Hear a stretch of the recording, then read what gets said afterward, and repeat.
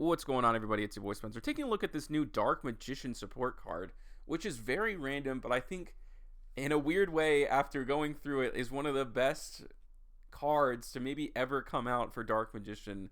I've always said that the only way that Dark Magician will ever become playable in any fashion is if it gets away from Dark Magical Circle and Eternal Soul. Like, if that is the loop, it's just not good enough. A 3-card loop that only banishes 1 card per turn, which is pretty good, is the best play in your deck. You're unfortunately not going to be able to play in Modern Yu-Gi-Oh! So it becomes Dark Magician while it's in the field zone, which isn't really important, but it's a free special summon if you control this card right here, Gold Sarcophagus of Light.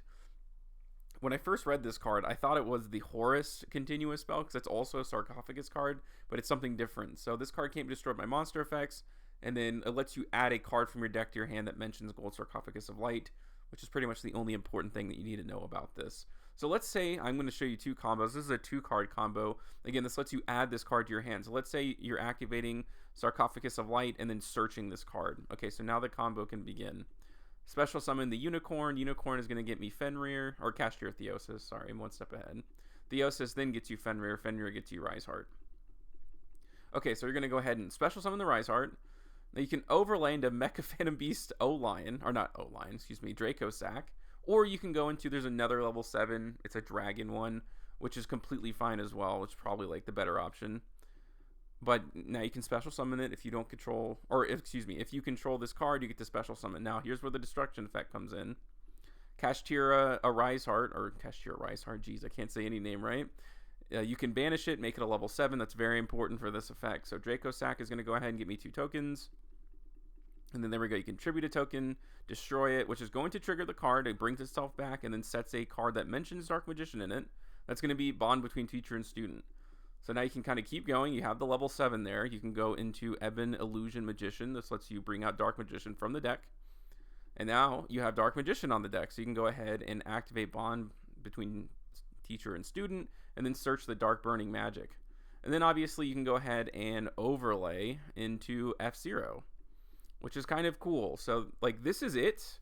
Like this is the end board. There's only 2 cards, a 2-card combo, and you get to destroy all cards your opponent controls, and you get F-Zero. So that's pretty good. Let's go ahead and jump over to this second replay now. Again, it's the same hand, but let's just say you open the Ebon Sorcerer. Or there's also there's a spell in the archetype that also lets you search it. There's a ton of searchers for this card, but okay. So special summon the Unicorn. Everything's gonna look very similar in the beginning, but again, we're gonna act like this card was already in our hand, and that we get to search another Gold Sark card. Okay, so you can special summon, and then there is another one you want to go into. Now you definitely want to go into it in this combo line because you don't have the space if you go into the Mecha Phantom Beast card. So this is the Darkest Dragon. Detach 2, target a face-up card on the field, not just your opponent's, and destroy it. Obviously, it's very important. So this is going to make itself a level 7, the Riseheart.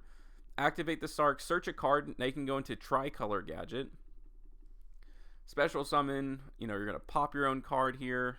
That gets destroyed. Activates the effect. Now you can set the spell, bond between teacher and student from the deck. Go into the Ebon Illusion. And it's just basically just adding like one of the new support cards here. These cards aren't out just quite yet. But there we go. Bond between teacher and student. Set the card, Dark Burning Magic. And then you can go into F-Zero again. I haven't normal summon yet, if you can believe that. Pretty cool. So you can go ahead and normal summon the gadget. Get Ties of Friendship. Now this card doesn't let you special summon from the extra deck after this, but that's completely fine. It's only from the rest of the turn. It's not the turn that you activate this. Ties Between Brethren does do that, I think. Or maybe even it doesn't do that either. But you can go ahead and now activate it and get 2 cards from the deck. So this one is a Spell Negate. None of your cards can be attacked except this one. It also can't be destroyed by battle. And if it is destroyed by card effect, it brings out another copy of itself from the deck. This obviously is just kind of sitting there. And you can activate one of the effects with the trap card. Honestly, it's just not very good.